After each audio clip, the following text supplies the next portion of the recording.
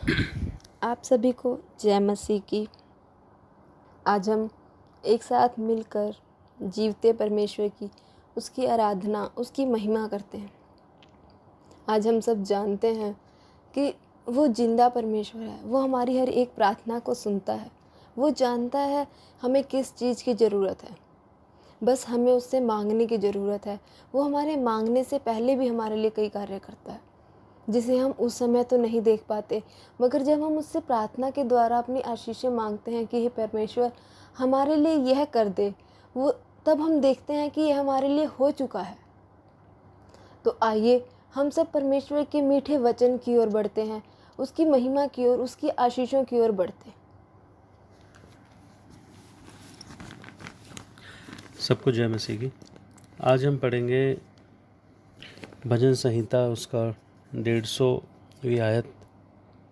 परमेश्वर की स्तुति हो, यहोवा परमेश्वर की स्तुति हो। यह की स्तुति करो, परमेश्वर के पवित्र स्थान में उसकी स्तुति करो। उसकी सामर्थ्य से भरे हुए आकाश मंडल में उसकी स्तुति करो। उसके पराक्रम के कामों के कारण उसकी स्तुति करो। उसकी अत्यंत बढ़ाई के अनुसार उसकी स्तुति करो। नरसिंगा फूंकते हुए उसकी स्तुति करो। सारंगी और वीणा बजाते हुए उसकी स्तुति करो। डफ बजाते और नाचते हुए उसकी स्तुति करो। डफ बजाते और नाचते हुए उसकी स्तुति करो। तार वाले बाजे और बांसुरी बजाते हुए उसकी स्तुति करो। ऊंचे शब्दावली झांझ बजाते हुए उसकी स्तुति करो। ऊंचे शब्दावली झांझ बजाते हुए उसकी स्तुति करो। आनंद के महाशब्दावली झांझ बजाते हुए उसकी स्तुति करो। जितने प्राणी हैं सब के सब यह की स्तुति करें, यह की स्तुति करो। आमीन। इसमें परमेश्वर हमसे ये कहना चाहते हैं कि हमें उसकी स्तुति इस तरह करनी है कि हमारे पास जितने भी डफ हैं, जितनी भी बजाने वाले वाद्य यंत्र हैं, उन सब से ज़्यादा बढ़कर हमारे पास परमेश्वर ने 10 तार वाले बाजे, हम इसका मतलब है कि हमारे हाथ में 10 उंगलियां हैं। हम उससे ताली बजाकर, हम अपने पैरों के साथ नाच कर हम उसकी स्तुति कर सकते हैं। हम लोग दाऊद के बारे में पढ़ते हैं। दाऊद जब एक राजा था और वह जब उसकी महिमा करता था, उसकी आराधना करता था, तो इस प्रकार करता था कि उसके कपड़े तक फट जाते थे। उसकी जो महारानी थी वो खिड़की से झांक कर उसको देखती थी कि एक महाराजा होकर पागलों वाली हरकतें करता है, मगर वो परमेश्वर जो जीवता परमेश्वर है उसके नाम के गुणगान में, उसके नाम की महिमा में इतना उसके अंदर लगा होता था कि उसको ये नहीं पता होता था कि उसने कपड़े पहने हैं कि नहीं पहने हैं। इस तरह हमें परमेश्वर की स्तुति करनी है। तो आप अपने जीवन में अपने उसकी महिमा को, उसके आशीषों को देखोगे कि वो हमारे लिए कैसे काम करता है। आइए हम लोग एक और वचन परमेश्वर के नाम से पढ़ते हैं।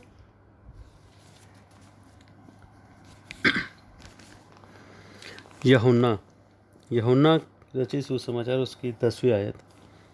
भेड़ और चरवाहा। मैं तुमसे सच सच कहता हूँ, वह जो द्वार से भेड़शाला में प्रवेश नहीं करता परंतु किसी दूसरी ओर से चढ़ जाता है, वह चोर और डाकू है। इसमें प्रभु कहता है कि मैं तुमसे सच सच कहता हूँ कि वह जो द्वार से भेड़शाला में प्रवेश नहीं करता परंतु किसी दूसरी ओर से चढ़ जाता है, वह चोर और डाकू है। परंतु जो द्वार से प्रवेश करता है वह भेड़ों का चरवाहा है।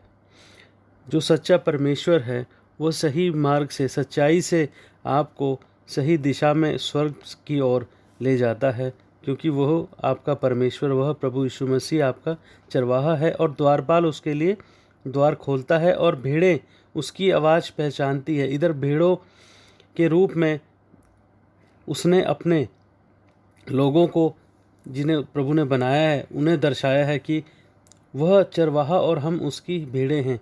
प्रभु का वचन कहता है, द्वारपाल उनके लिए द्वार खोलता है और भेड़ें उसकी आवाज़ पहचानती हैं, और वह अपनी भेड़ों को नाम ले लेकर पुकारता है और उन्हें बाहर ले आता है। प्रभु कहता है, वो अपने सभी जनों को उनके नाम से जानता है और उन्हें नाम ले लेकर पुकारता है और उन्हें बाहर ले आता है। जब वह अपनी सब भेड़ों को बाहर निकाल लेता है, यहाँ प्रभु जब अपने सब लोगों को हर एक बुराई से बाहर निकाल लेता है तो उनके आगे आगे चलता है और भेड़ें उसके पीछे हो लेती हैं। तो जो लोग प्रभु के हैं वो उसके पीछे हो लेते हैं, क्योंकि वे उसकी आवाज़ को पहचानती हैं। क्योंकि वह लोग जो प्रभु के हैं वो अपने परमेश्वर की आहट को, बुलाहट को, उसकी आवाज़ को पहचानते हैं और वे किसी दूसरे के पीछे कभी नहीं जाएंगी परंतु उनसे भागेंगी। जो सच्चे जीवते परमेश्वर के लोग होंगे वो कभी किसी भरमाने वाले की, किसी मूर्ति पूजा की और किसी भी दूसरी और किसी भी शैतान की बातों में नहीं आएंगे, वरन वो अपनी प्रभु की आवाज़ को पहचानेंगे, क्योंकि प्रभु का आत्मा हम में है। प्रभु कहता है मैंने तुम्हें अपने रूप अपने स्वरूप में बनाया। प्रभु का वचन कहता है उसने अपना आत्मा हमें दिया। प्रभु का वचन कहता है कि हमारा शरीर ही उसका मंदिर है और प्रभु का आत्मा उसमें वास करता है। आमीन। तो प्रभु का आत्मा जो हम में वास करता है वो प्रभु की आवाज़ को पहचानता है। तो जो लोग उसके होंगे वो कभी भी किसी दूसरे के पीछे नहीं जाएंगे और अपने प्रभु की आवाज़ को पहचानेंगे और हर एक उस चीज़ से जो उन्हें प्रभु से दूर करती है वह उनसे भागेंगे, क्योंकि वे दूसरों की आवाज़ नहीं पहचानती। यीशु ने उनसे यह दृष्टांत कहा परंतु वे नहीं समझे कि ये क्या बातें हैं जो वह हमसे कह रहा है। यीशु अच्छा चरवाहा। इसलिए यीशु ने उनसे फिर कहा, मैं तुमसे सच सच कहता हूँ। यहाँ यीशु मसीह ने एक बार फिर चरवाहा और भेड़ों का जिक्र किया और अपने चेलों से एक बार फिर कहा, क्योंकि वो दृष्टांत की बातों को समझ न सके। तो प्रभु ने एक बार उनसे फिर कहा कि मैं तुमसे, इसलिए यीशु ने उनसे कहा कि मैं तुमसे सच सच कहता हूँ। प्रभु ने अपनी किसी भी बात को कहने से पहले इन दो शब्दों का इस्तेमाल किया कि मैं तुमसे सच सच कहता हूँ, जो दर्शाता है कि प्रभु सिर्फ सच बोलता है, जो उसने कहा वो सत्य है। प्रभु ने अपने चेलों से कहा, इसलिए यीशु ने उनसे कहा, मैं तुमसे सच सच कहता हूँ, भेड़ों का द्वार मैं हूँ। जितने मुझसे पहले आए वे सब चोर और डाकू हैं, परंतु भेड़ों ने उनकी नहीं सुनी। द्वार मैं हूँ, यदि कोई मेरे द्वारा प्रवेश करता है तो वह उद्धार पाएगा और भीतर बाहर आया जाया करेगा और चारा पाएगा। प्रभु कहता है कि भेड़ों का द्वार मैं हूँ। उम्मीद की, रोशनी की, सच्चाई की, सत्य का परमेश्वर जो वो बताता है कि वो हमारा द्वार है, हमारे उद्धार का, हमारी तरक्की का, हमारे जीवन का वो मार्ग है। प्रभु ये बताता है कि उससे पहले जितने आए, जिन्होंने हमको, उनके लोगों को भरमाया, वे सब चोर और डाकू थे, लेकिन उनके लोगों ने उनकी नहीं सुनी, क्योंकि भेड़ें अपने चरवाहा को पहचानती हैं। चोर केवल चोरी करने, मार डालने और नष्ट करने आता है। मैं इसलिए आया हूँ कि वे जीवन पाएं और परिपूर्णता से पाएं। प्रभु कहता है जो शैतान है या जो गलत है वो सिर्फ इसलिए आता है कि वे चोरी करे, लोगों को भरमाए और उनके साथ बुरा करे। लेकिन प्रभु ने कहा कि मैं इसलिए आया हूँ कि वे जीवन पाएं, यानी कि प्रभु के लोग, हम लोग जीवन पाएं और परिपूर्णता से पाएं, यानी भरपूरता से प्रभु की हजूरी में बढ़ते जाएं। अच्छा चरवाहा मैं हूँ। अच्छा चरवाहा भेड़ों के लिए अपना प्राण देता है। वह जो मजदूर है चरवाहा नहीं और ना ही भेड़ों का मालिक है। भेड़िए को आता देख भेड़ों को छोड़कर भाग जाता है और भेड़िया झपट कर उन्हें तितर बितर कर देता है। प्रभु कहता है कि अच्छा चरवाहा मैं हूँ। अच्छा चरवाहा अपने भेड़ों के लिए अपने प्राण देता है, जैसे प्रभु यीशु मसीह ने अपने लोगों के लिए, हमारे पापों के लिए उसने अपने आप को क्रूस पर चढ़ा दिया, और ताकि हम सब इस बुरे वक्त में हर एक बुरी बीमारी से, पापों से मुक्त हो सकें। उसने हम सब के पापों के लिए अपने आप को सूली पर चढ़ा दिया ताकि हम सब के पाप क्षमा हो सकें। क्योंकि वचन कहता है अब जो प्रभु यीशु मसीह में हैं उन पर दंड की आज्ञा नहीं। वचन कहता है कि हम सब के पापों के रूप में परमेश्वर ने अपने मेमने को सूली पर चढ़ा दिया। वो मेमना जो प्रभु यीशु मसीह है, जिसने हमारे पापों के लिए अपने आप को सूली पर चढ़ा दिया। और जो लोग किसी दूसरे को के पीछे चलते हैं या शैतान की बातों में आते हैं, तो बुरा वक्त आते आते जब कोई समस्या आती है तो वह जो गलत है जिसको लोग मानते हैं वो उन्हें छोड़कर भाग जाते हैं। लेकिन प्रभु ऐसा नहीं करता, वो सदैव हमारे साथ रहता है। अच्छा चरवाहा मैं हूँ, मैं अपनी भेड़ों को जानता हूँ और मेरी भेड़ें मुझे जानती हैं, वैसे ही जैसे पिता मुझे जानता है और मैं पिता को जानता हूँ। प्रभु कहता है अच्छा चरवाहा मैं हूँ। वो अपने लोगों को जानता है, उनसे प्यार करता है। प्रभु कहता है जैसे पिता मुझे जानता है, सर्वशक्तिमान परमेश्वर प्रभु यहोवा जैसे प्रभु यीशु मसीह को जानता है, वैसे ही प्रभु यीशु मसीह हमें जानता है और मैं भेड़ों के लिए अपना प्राण देता हूँ। प्रभु कहता है कि मैं अपने लोगों के लिए अपना प्राण देता हूँ। मेरी और भी भेड़ें हैं जो इस भेड़शाला की नहीं, मुझे उनको भी लाना अवश्य है और वे मेरी आवाज़ सुनेंगी, तब उनका एक ही झुंड और एक ही चरवाहा होगा। यहाँ प्रभु उनके लिए कहता है, इज़राइल को छोड़ जो पृथ्वी के अन्य क्षेत्रों में उसके लोग रहते हैं, प्रभु उनके विषय में कहता है कि उसे अपने और भी लोगों को सच्चाई के और प्रभु के मार्ग पे लाना है। वो कहता है कि जब वो मेरी आवाज़ पहचानेंगे तो मेरे पीछे हो लेंगे, क्योंकि मैं अपना प्राण देता हूँ और इसी कारण पिता मुझसे प्रेम रखता है, क्योंकि मैं अपना प्राण देता हूँ और उसे फिर ले लूँ। किसी ने उसे मुझसे नहीं छीना, परंतु मैं उसे अपने आप देता हूँ। मुझे उसे देने का अधिकार है और फिर ले लेने का अधिकार भी है। यहाँ प्रभु कहता है कि मैं अपना प्राण अपने लोगों के लिए देता हूँ। किसी ने उसे मुझसे नहीं छीना, कि प्रभु को कोई मार नहीं सकता, किसी ने प्रभु को विवश नहीं किया, परंतु प्रभु कहता है मैं अपने आप अपने लोगों के पापों के लिए अपने आप का बलिदान देता हूँ, अपना प्राण देता हूँ।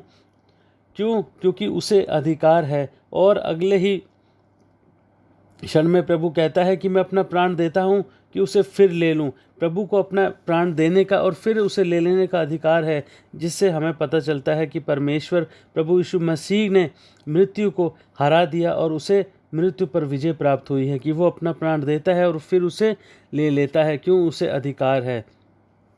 यह आज्ञा मैंने अपने पिता से पाई। इधर प्रभु कहता है कि सर्वशक्तिमान परमेश्वर ने उसे यह आज्ञा दी कि वो अपना प्राण दे और उसे फिर हमारे लिए फिर उसे ले सके।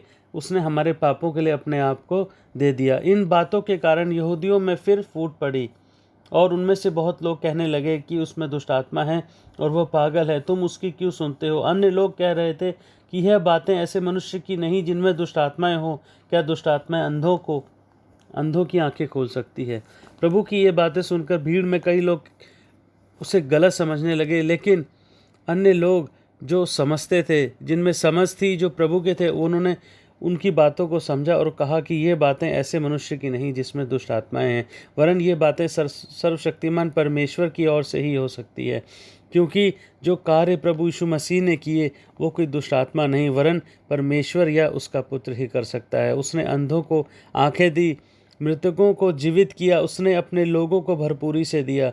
प्रभु ने अपने वचन में कहा, मेरे दाहिने बैठ जब तक मैं तेरे दुश्मनों को तेरे चरणों की चौकी ना बना दूं।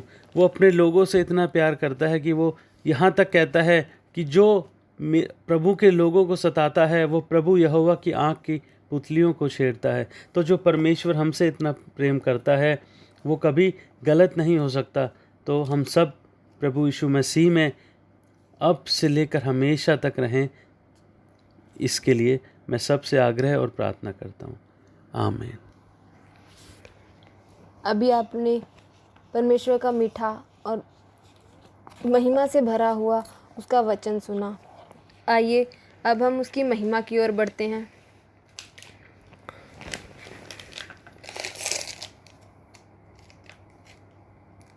संभाल प्रभु जी जीवन के हर पल में, संभाल प्रभु जी जीवन के हर पल में।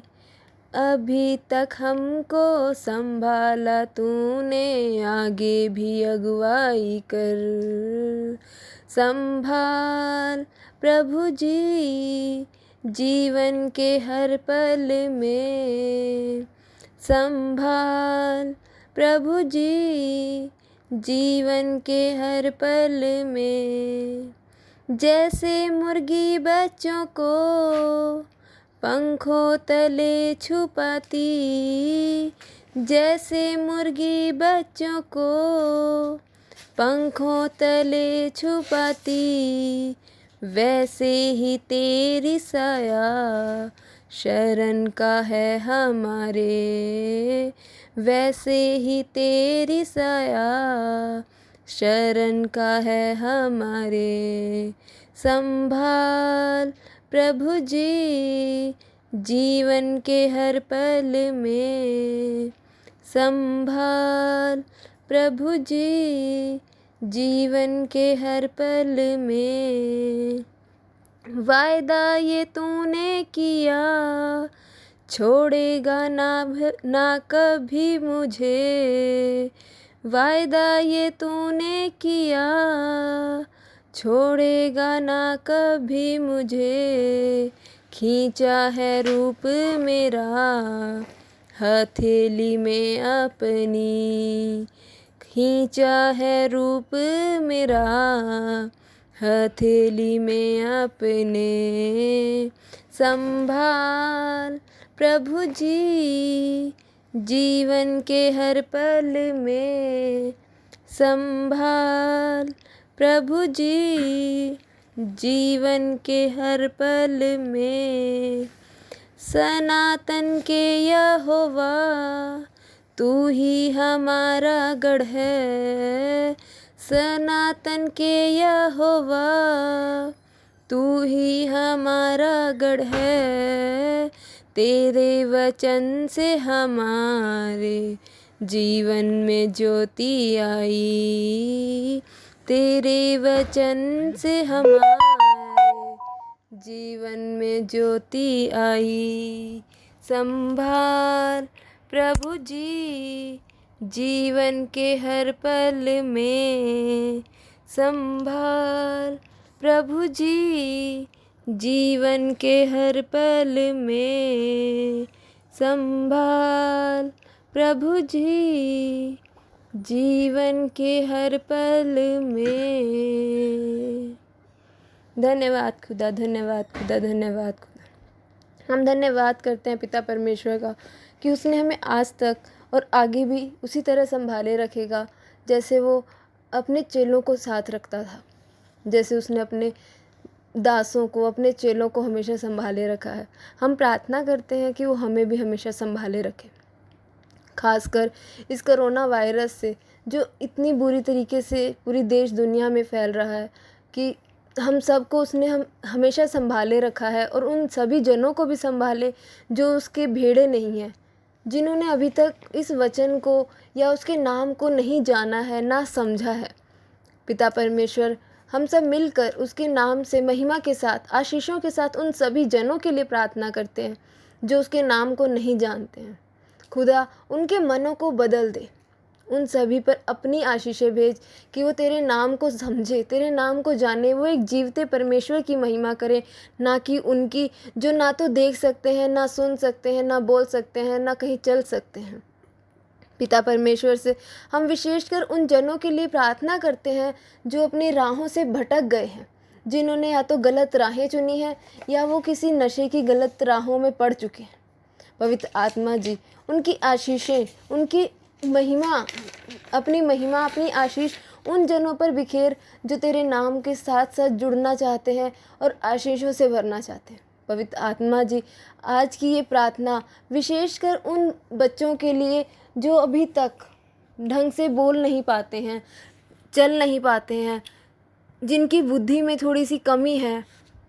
खुदा उन बच्चों पर अपनी विशेष आशीष भेज कि वो तेरे नाम की महिमा के कारण सही से बोलने, सुनने, देखने और अपनी बुद्धि का इस्तेमाल करना सीखें। उन पर अपनी बुद्धि चला। पवित्र आत्मा जी आज की ये प्रार्थना विशेषकर उन जनों के लिए जो सरकारी नौकरी के लिए लगे हुए हैं।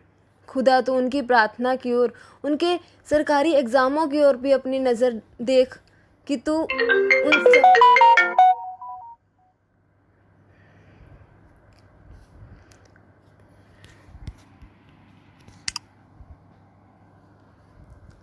उन पर भी तू अपनी नज़र डाल कि वो सब भी तेरी उस आशीषों को पा सके और वो एक अच्छी सरकारी नौकरी को ग्रहण करे।